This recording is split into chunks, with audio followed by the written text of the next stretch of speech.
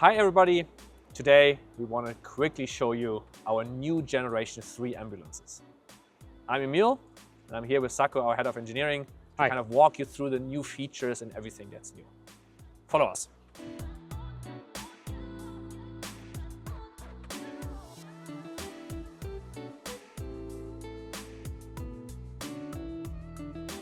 So this is the inside of the new ambulances, right? Much more, set up, much wider. Everything is like clean and integrated. And now let's walk through everything. So as all of you know, the main parts of these ambulances, or at least initially when a patient is being taken over by us after pronouncement, are the ice bath and all the cooling system. So these new ambulances have on one side a cooling system for ice and low concentration cryoprotective agent, and then a compressor cooled freezer that can maintain minus 20 degrees independently here on the other side.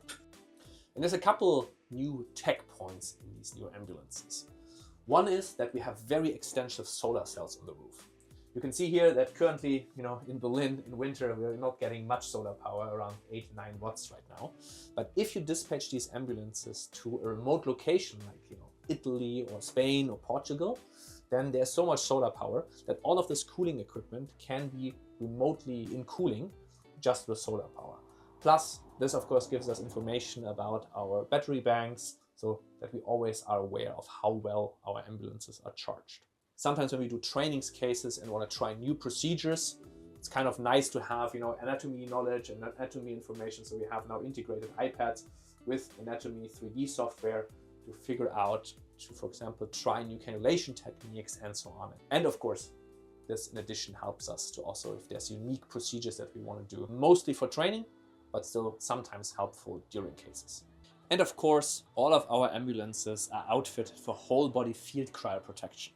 But we do the whole perfusion with the cryoprotective agent. So the whole cryoprotection can be done here. And for that, we use these custom designed and now unified perfusion circuits. They are built into these cages, so you can hot swap them in and out between trainings cases and between ambulances.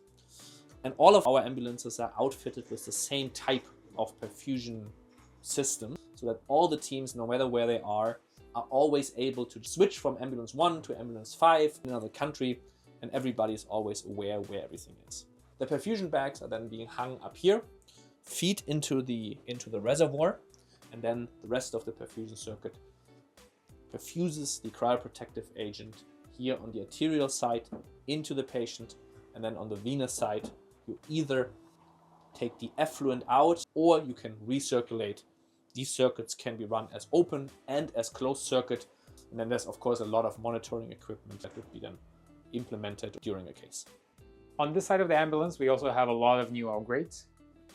We have these surgical lights that you can bring in and put directly on the surgical field just to aid you during surgery so that you can see better. We also have integrated a very large water tank that can be filled with ice cold water to bring into the ice bath using these integrated pumps, and afterwards the same tank can be used to suck out all the water back into the tank so that the patient is ready for transportation. We also have 2 of these tables that are placed strategically around the ambulance based on experience from previous cases that are used, for example, for putting medication, for putting extra surgical pumps or surgical tools or anything that you need during the case. And another upgrade that we have in this ambulance, or this generation of ambulances, are just overall better layout of all the surgical tools, all the medication, airway and temperature equipment, and everything else that you might need during a cryopreservation case. All of the data that we accumulate during cases, temperature, pressure, end tidal CO2, refractive index, and so on, of course are always logged on our data loggers. But in the history of cryopreservation cases, there were a lot of cases where for whatever reason data was lost or wasn't available in the beginning. So from day one, all of our ambulances were equipped with a very extensive camera system. So that if one of these data loggers for whatever reason, is lost, whatever might happen, then the data can be recreated from the camera feed. So these new ambulances, the Generation 3 ambulances, have now an even improved camera system. So they have 4 of these 4K cameras, one here, one behind you, one there, and the last one over here. Each of these cameras has one of the important points in view. Of course, they have the data loggers in view, they have the, the surgical field in view, the ice bath, and so on and so on. All of these camera feeds are being shown here so that when you set up for a case, you can actually double check that all these cameras in fact show what they're supposed to show. And then these new ambulances have an additional feature. They have a remote controllable camera. Aaron, can you hear me? Hi, hello. And as you can see, we in fact have remote monitoring. Aaron, do you see my hand in the ice bath here? Yeah.